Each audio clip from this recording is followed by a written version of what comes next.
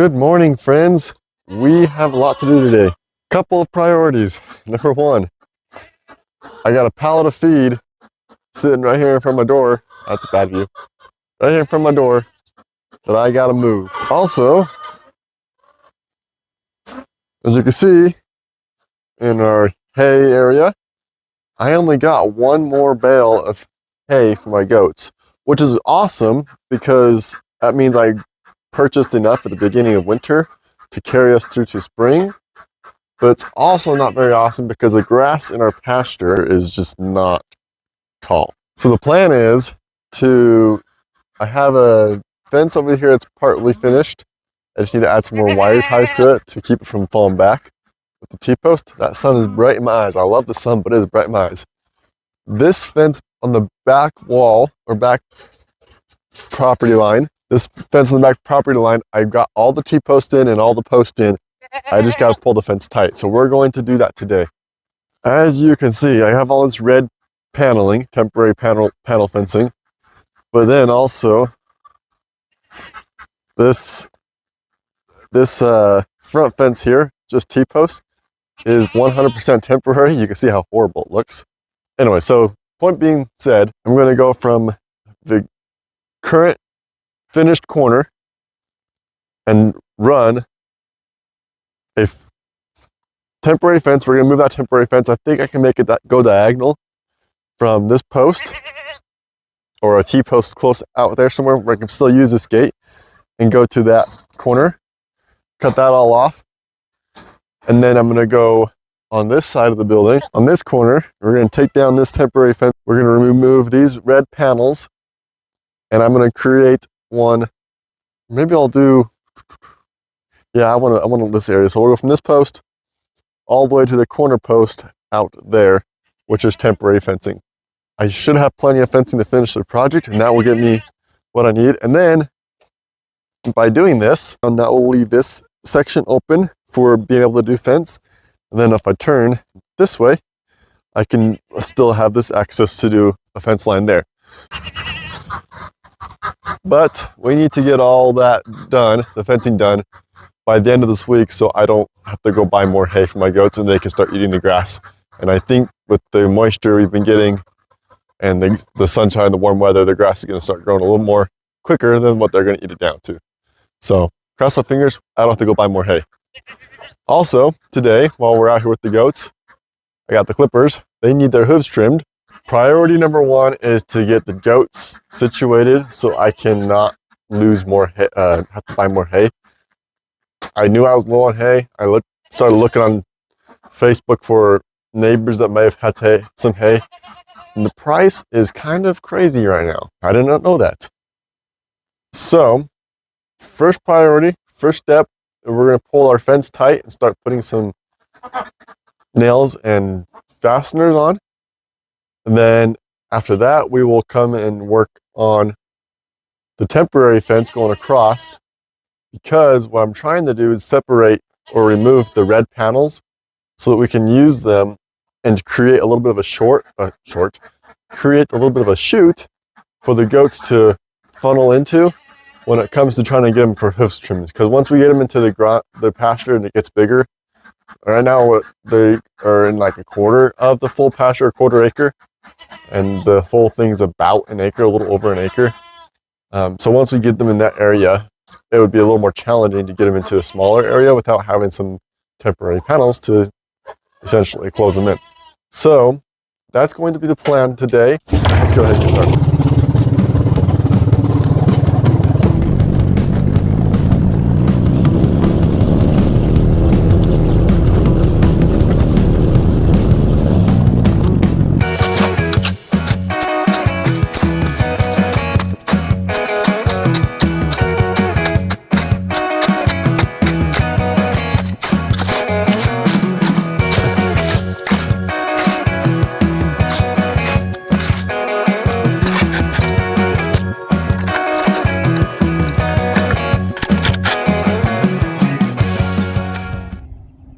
Okay, so here's my setup.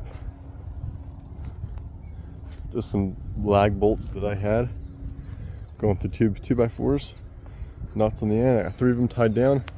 pinching the fence tight, and then I used come along to wrap around the center of the 2x4s. Currently I have it hooked up to the existing fence on the property line to pull it tight on this area. If I could, I'd get my truck in here or something, you know, a piece of heavy equipment or something. And then, because I'm pulling it to a post that's a little bit out of line with my fence, I'm going to use my ATV winch to try to keep it close to this pole as possible. That way I don't have to use as much force to put nails in. So we're going to pull it tight.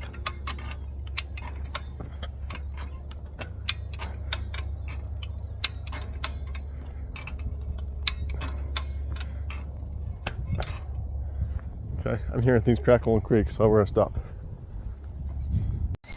Everything needs to slide forwards a ways. There.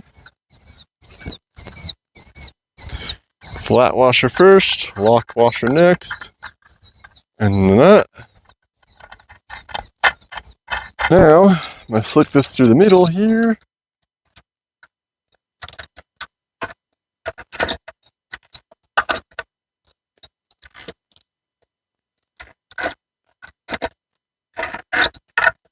Try it and see what we get here.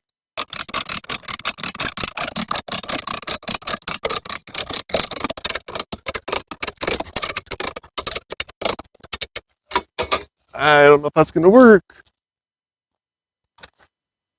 Still got a lot of fence to pull.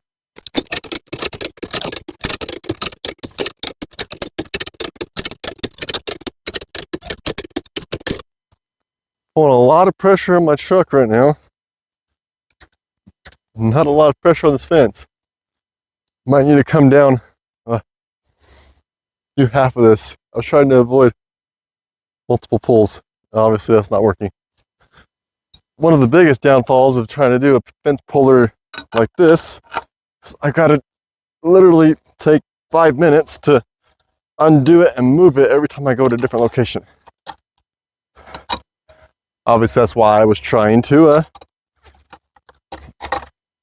pull, I think it's 200 feet of pipe or fence at once.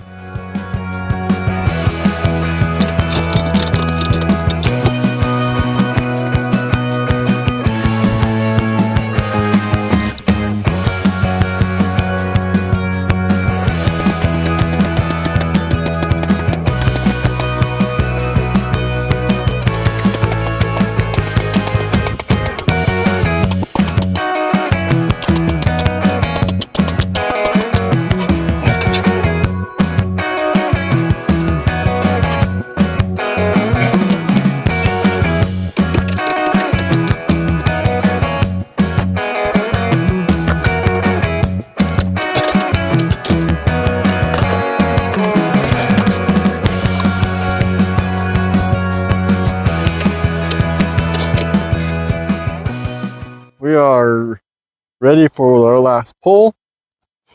I had to take some time and get it a roll out, and I had to connect it. So before I get any comments or questions on those, for the 1 or 2 of you that watch this video and are wondering how I connected the two old, or what's I'm saying, the old, I guess, old or one fence connected to the other fence, you can see I just got these ties. I lined up one square and I did it on the ends first. As I was twisting, these kind of got misaligned, but those should, as I pull it tight, should align a little bit more. It may not be perfect, but that's not going to matter. The more important thing is that it actually holds. And then I twist around on every single, my camera's not there, there you go. On every single row. I got one on each end from the cutoff. So you want a little bit of sliver. So here's the first square. I don't know if you guys, how well you can see that. There's the first square. That first rod or section, I removed the whole line, so that was longer, allowing me to twist it. And I could have twisted it here, but I didn't want to twist that much, so I went here and twisted all those. All the way down, it takes about 30 minutes to do the whole thing. And then I usually use a little piece of metal with a hole in it to wrap around. They make a tool for it, but I don't have it. I don't use it.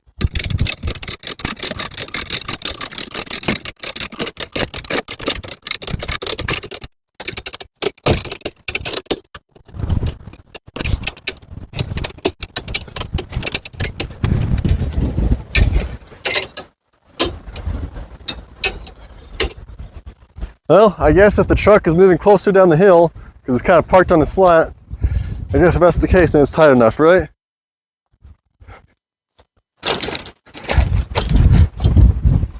Which, I'm not gonna lie, that's pretty tight.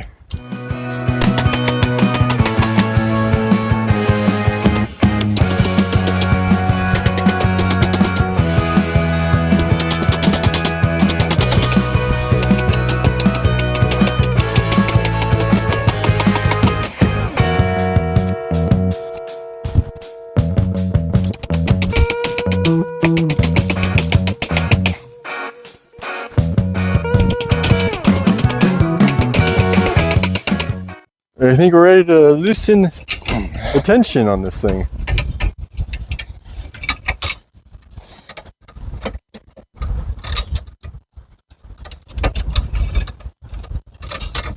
There we have it. Posts are in. All I need to do, whoop, hold there. All I need to do is come back and put some brackets on these T-posts. And we have ourselves a fence. I like it. We did it. We accomplished the temporary fence. There's a convenient gate right here we can use. Let's open it up and go outside. Come on, goats. It's not tight, but it's tight enough for them to work for what we got. They got plenty of area to munch on the grass. They haven't even left the shelter that far, so I don't think they'll even try to push against this fence. But we'll see, I could be wrong.